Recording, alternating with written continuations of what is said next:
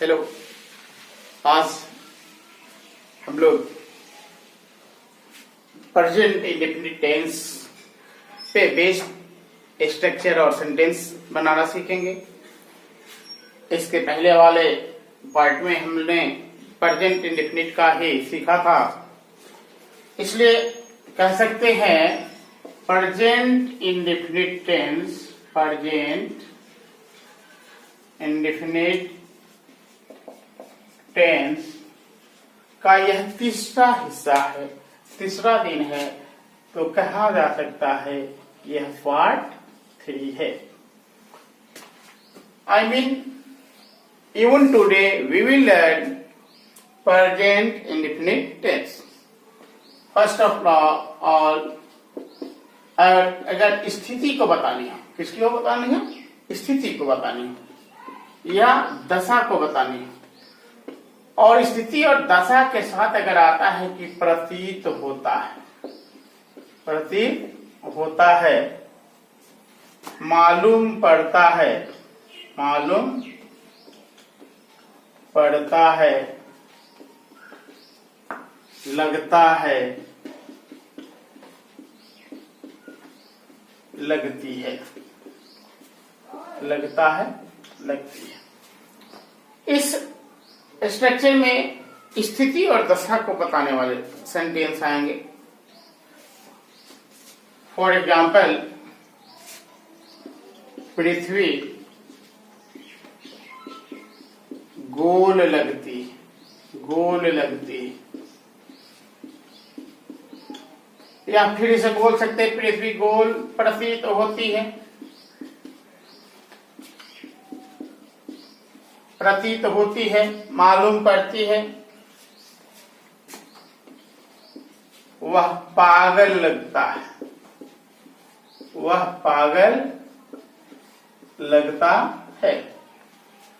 तो ये स्थिति और दशा को बताने की बात है। इसके लिए अफर्मेटिव सेंटेंस का जो स्ट्रक्चर होगा,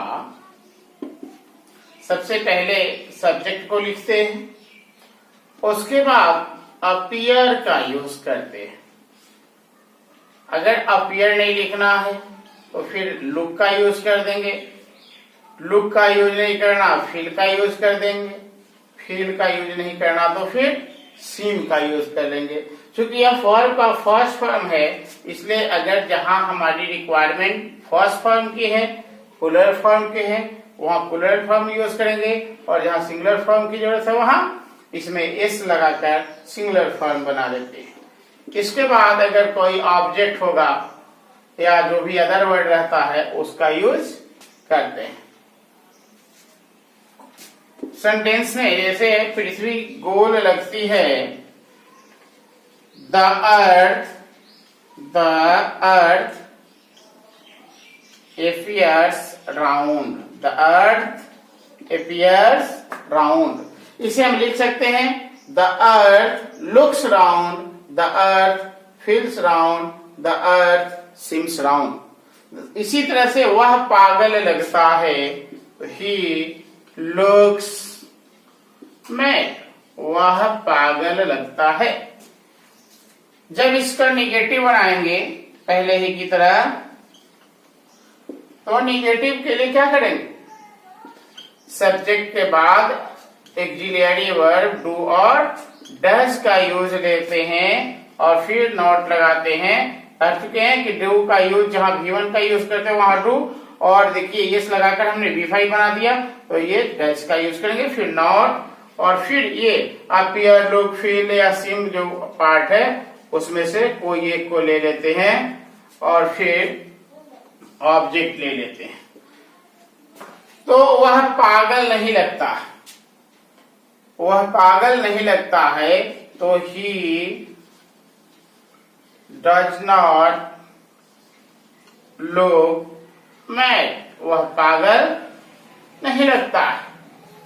अब यह तो सिंपल सी बात है। अब इसमें जब हम कंपैरिजन कराते हैं, इसमें जब कंपैरिजन कराते हैं तो थोड़ी सी इसमें अंतर लाते हैं, थोड़ा सा इसमें कंपेरिजन के लिए हम यूज कर लेते हैं as plus a an according to object,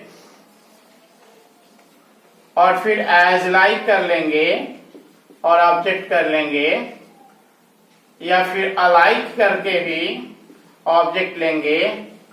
और ये हर स्थिति में एक ही मीन देता है, एक ही अर्थ देता है कि जैसा, के समान, के तरह, के जैसा, के समान, के तरह।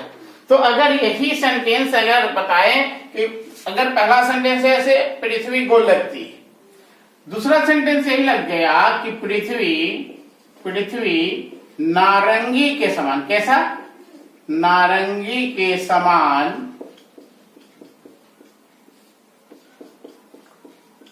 गोल लगती है, नारंगी के समान गोल लगती है। पहले वाले सेंटेंस में था कि पृथ्वी गोल लगती, लेकिन इस सेंटेंस में क्या गया, नारंगी के समान। हमें कंपैरिजन करने के मिल गया, कंपेयर करने के लिए मिल गया। तो अब यहां यह सेंटेंस हो जाएगा द अर्थ एपियर्स राउंड। यहां तक तो सेंटेंस वही है, द अर्थ एपियर्स राउंड, पृथ्वी को लगती है, इस तरह से को लगती है as an orange, as an orange. Clear? फिर से एक बार देखते हैं, समझते हैं कि यहां तक सेंटेंस वही है और नारंगी के समान गोल लगती है, तो उसके लिए हमने लिया एज, और चूंकि ऑरेंज का है यह वोवेल साउंड से शुरू हुआ है, इसलिए हम यहाँ एन का यूज करते हैं आर्टिकल। तो हो गया the earth appears round as an orange. तो इस तरह से जब कंपेरिजन करनी हो तो इसका यूज कर लेंगे। अब इसी तरह से इंट्रोगेटिव हो तो डू डज को बाहर लाते हैं, क्वेश्चन वर्ड हो तो फिर वैसे ही question word plus do does, फिर सब्जेक्ट, फिर ये लुक फील सीम अपीयर में से कोई लेंगे और फिर ऑब्जेक्ट ले लेंगे। और इस तरह से अगर बात आती है सेंटेंस विथ इंट्रोगेटिव प्रोनाउन की, तो वहां भी हु के बाद ये अपीयर, लुक, फील और सीम में से कोई एक लेंगे। जैसे कौन पागल लगता है, कौन पागल लगता है, who looks mad, who looks mad, कौन पागल लगता है। लेकिन अगर वही बात करते हैं कि वह लड़का बड़ा तेज लगता है, that boy looks intelligent, that boy looks very intelligent, वह लड़का बहुत तेज मालूम पड़ता है। तो इस तरह से इस स्ट्रक्चर का यूज करेंगे। इस स्ट्रक्चर के बाद दूसरा जो स्ट्रक्चर हम लोग देखेंगे अभी, वह प्रेजेंट इंडेफिनिट का ही होगा सर। आज तो प्रेजेंट इंडेफिनिट का ही होगा।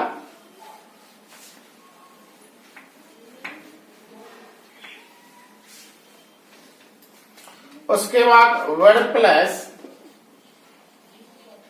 चाहता है,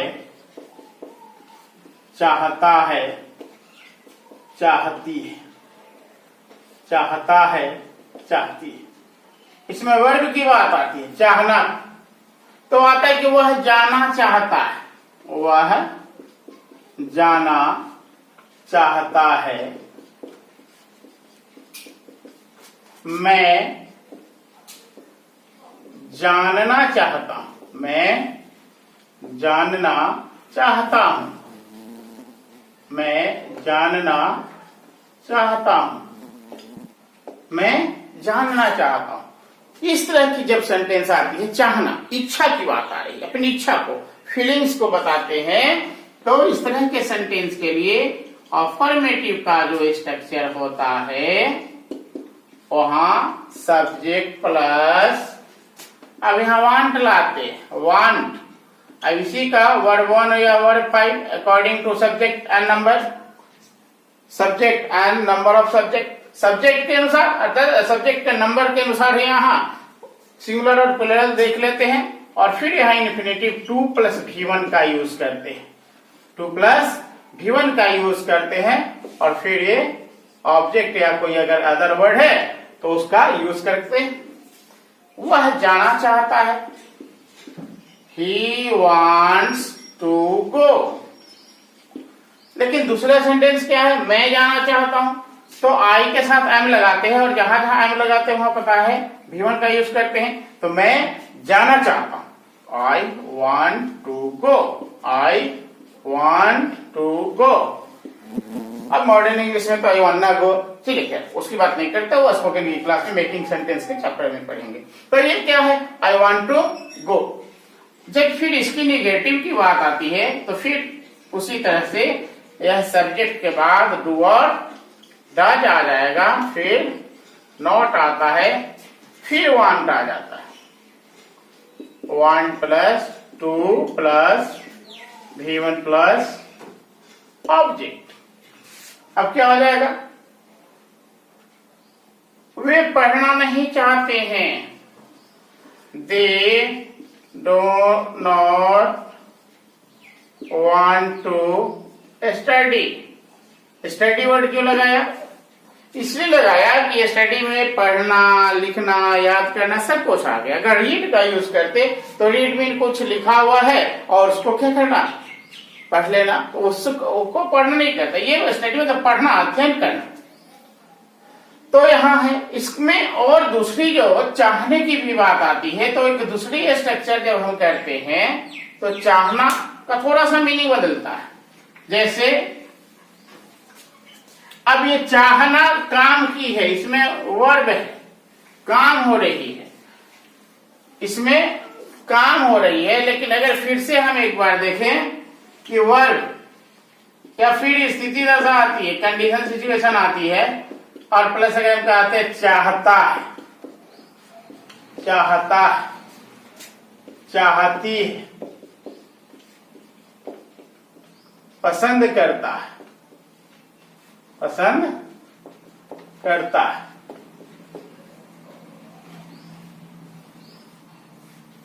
जैसे वह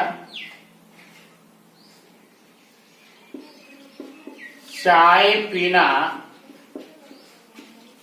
पसंद करता है, वह चाय पीना पसंद करता है।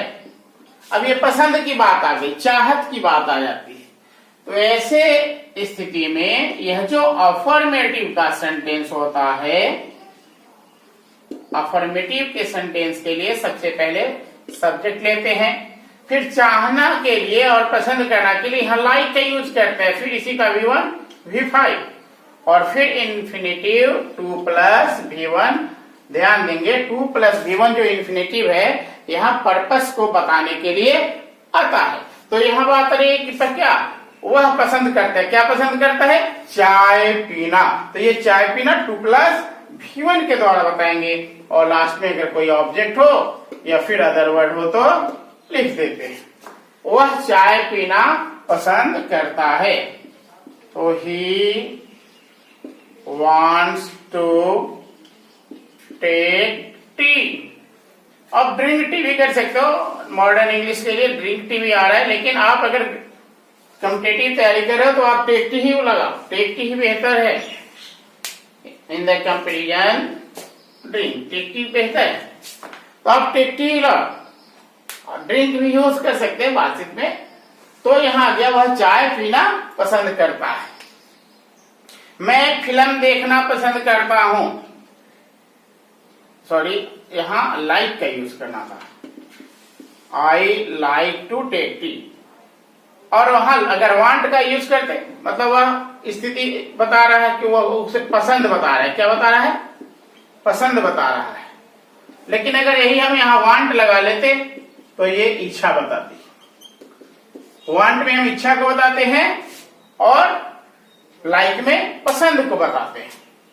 अब क्या है, मुझे फिल्म देखना पसंद है, I like to watch a movie. मुझे फिल्म देखना पसंद है, मुझे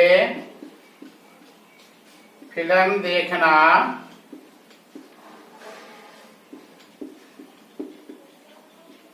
पसंद है, मुझे फिल्म देखना पसंद है। तो यहां से हमने देखा कि पसंद के लिए बात आती है तो लाइक का यूज करते हैं, लेकिन इच्छा की बात आती है तो वांट का यूज करते हैं। अब यही चीज जो है अगर यहां से यह वर्ब गायब हो जाती है और स्थिति दशा में चाहता है, चाहती है, पसंद करता है की बात आती, तो यहां से यह 2 + V1 हट जाती। अब जैसे आता मुझे चाय पसंद है, क्या है जी, मुझे चाय पसंद है, आई लाइक टी। मुझे फिल्म पसंद है, आई लाइक मूवी। उसे डांस पसंद है, she likes dance, she likes dance.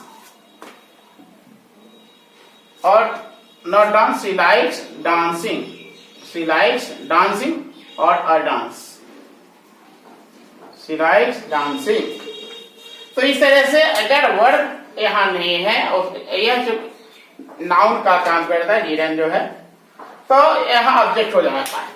तो अगर वर्ब नहीं है, केवल पसंद की बात आती है, तो हम यहां पर लाइक्स का यूज कर लेते हैं।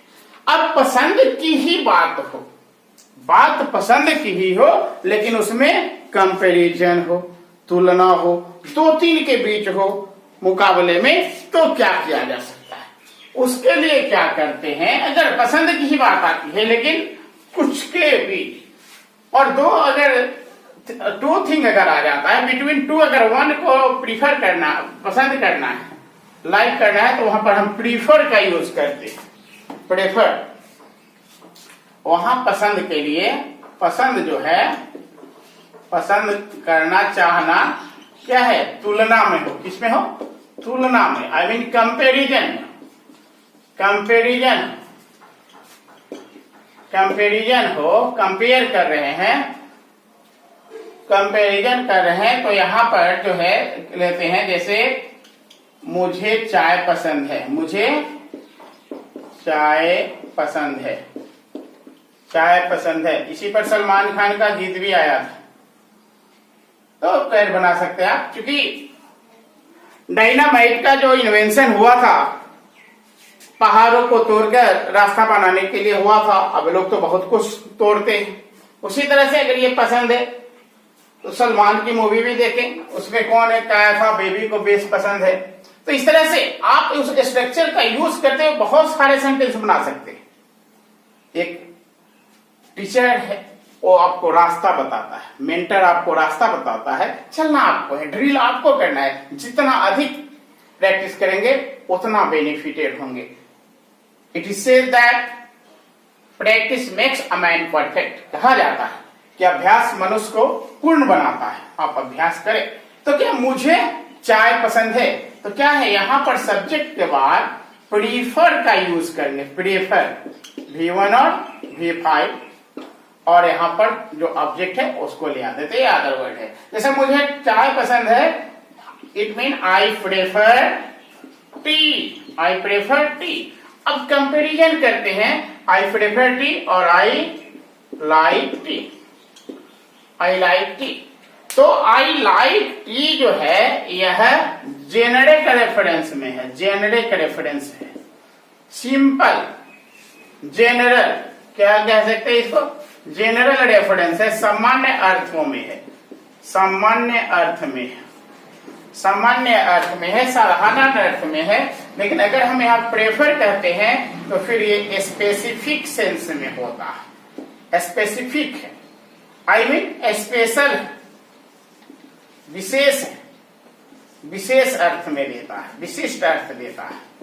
तो यह प्रीफर जो है सो तुलना कर रहा है कि बहुत सारे, जैसे कॉफी हो गए और टी हो गए, ये दोनों ही क्या है, हॉट ड्रिंक है। क्या है जी, हॉट ड्रिंक, हाँ नहीं कोल्ड ड्रिंक नहीं, हॉट ड्रिंक है। तो अगर हॉट ड्रिंक की बात करते हैं तो हॉट ड्रिंक में either the doer likes coffee और टी, व्हाट। अगर यहां हम देखें तो दोनों में से ये सब्जेक्ट क्या पसंद करता है, टी पसंद करता है, कोई कॉफी पसंद करेगा। तो अगर प्रेफर की बात आ जाती है तो आपको क्लियर हो जाना है कि दो के कंपैरिजन की बात हो रही है या दो से अधिक के बीच कंपैरिजन की बात आ रही है, इसलिए यहां प्रेफर का यूज किया गया है। इसके बाद देखेंगे, अभी प्रेजेंट इंडेफिनिट का ही है, लगता, अभी हम लगता ही है पढ़ रहे हैं, लगता है, लगता है समय या फिर पैसा लगने की बात आती है। समय, इसको टाइम कहते हैं या फिर पैसा, और इसके साथ अगर स्ट्रक्चर हो लगता है, लगती है, लगते हैं, तो इस तरह से अगर हो, जैसे हो कि 10 रुपए लगता है, 10 रुपए लगते हैं, 10 रुपए लगते हैं। मोहित को पटना से आने में, पटना से आने में 10 मिनट लगता है, 10 मिनट लगता है। तो अगर हम बात करते हैं, जैसे वर्क और टाइम की बात करते हैं, काम और समय की बात करते हैं मैथमेटिक्स में, मैथ्स में, तो उसमें हमें मिलता है कि अगर किसी काम को करने में इतने लोगों को इतने दिन लगते हैं तो इसी काम को ये करने में कितने दिन लगेंगे या कितना पैसा लगेंगे, वो सारे क्वेश्चन आते रहते हैं। ठीक उसी तरह से यहाँ है, मोहित को पटना से आने में 10 मिनट लगता है। तो इस तरह की जो सेंटेंस आती है, या फिर अभी तो एक में 10 रुपए की बात आई, दूसरे में समय की बात आई, तो इस तरह की बात आती है। कभी कभी कोई लगता है मुझे तो कुछ लगता ही नहीं है, मुझे कुछ नहीं लगता है, मुझे कुछ नहीं लगता है, मुझे कुछ नहीं लगता है। तो इस तरह की जो यह सेंटेंस है, इस तरह की जो सेंटेंस है, उसको बनाने के लिए सब्जेक्ट को इट का, सब्जेक्ट के रूप में इट का यूज करते हैं, और लगने के लिए यहाँ टेक का यूज करते हैं, टेक का। तो ये टेक जो है थर्ड पर्सन, सॉरी इट जो है इसका सब्जेक्ट थर्ड पर्सन सिंगुलर है, इसलिए इसमें ऑलरेडी हम एस लगा देते, तो इट टेक्स हो गया। और अगर जो ऑब्जेक्ट हो सेंटेंस के अकॉर्डिंग, मतलब यहाँ जो आपका सब्जेक्ट है यहाँ ऑब्जेक्ट होगा, क्योंकि यहाँ ऑलरेडी इट जो है सब्जेक्ट है, तो ऑब्जेक्ट होगा, तो नाउन होगा तो नाउन होगा, अगर प्रोनाउन होगा तो उसका ऑब्जेक्टिव केस यहाँ पर आएगा, जैसे आई का मी, सी का हर, देखेंगे एग्जाम्पल में। तो ये ऑब्जेक्ट हो जाएगा। इसके बाद अगर उसको टाइम लग रहा है तो टाइम को लिखेंगे, और मनी लग रहा है तो मनी को लिखेंगे। फिर इन्फिनिटिव पर्पस को बताने के लिए 2 + V1, और फिर कोई ऑब्जेक्ट या अदर वर्ड है तो उसको लिख देते हैं। अब यहाँ है 10 रुपए लगते हैं, तो इसमें क्या है, ऑब्जेक्ट नहीं है, तो इट तो सब में आएगा। It takes 10 rupees. दूसरा, मोहित को पटना से आने में 10 मिनट लगता है। इट टेक्स, देखिए नाउन है तो ये पूरा आ गया, it takes Mohit 10 minute, 10 minute, और ये 10 minute to come from Patna, to come from Patna. Mohit को पटना से आने में 10 मिनट लगता है। मुझे कुछ नहीं लगता, अभी बोले कि अगर उसका कोई काउंटर करता है, क्रिया ये आपको लगता है, मुझे तो कुछ लगता नहीं, मैं फ्री आ जाता हूं, तो क्या मुझे 10 मिनट कुछ नहीं लगता, तो क्या है, it takes me nothing, it takes me nothing, मुझे कुछ नहीं लगता है। इसी का अगर हम निगेटिव करते हैं, निगेटिव करते हैं तो फिर क्या आ जाएगा, इट प्लस, अब यहां ऑलरेडी चूंकि थर्ड पर्सन सिंगुलर है तो ये डज नॉट टेक, और उसके बाद जितने भी स्ट्रक्चर है ये आपके कॉपी हो जाएंगे। जैसे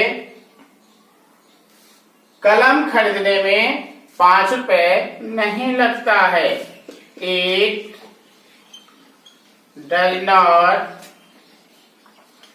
take 5 rupees to buy a pen. To buy a pen mean कलम खरीदने में 5 रुपया नहीं लगता है। तो इस तरह से हम देख रहे हैं कि 10 रुपए लगते हैं। मोहित को पटना से आने में 10 मिनट लगता है, मुझे कुछ नहीं लगता है। और अगर यही बात क्या की बात आती तो हम क्या लगाते, डज को बाहर कर लेते। डज को बाहर कर लेते तो डज इट आता था, क्या आता, डज इट टेक 10 रुपीज, क्या 10 रुपया लगता है। और अगर इसी की इंट्रोगेटिव बनाते तो कहता how much does it take, how much does it take, कितना लगता है। तो इस तरीके से हम क्लियर हो रहे हैं कि इस सेंटेंस को हम कैसे बना सकते हैं। तो ये अभी जो भी है यह प्रेजेंट इंडेफिनिट का ही है।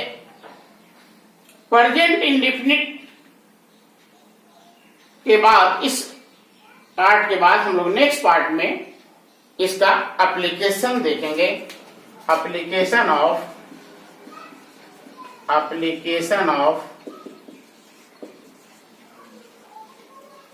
Present indefinite tense. Thank you.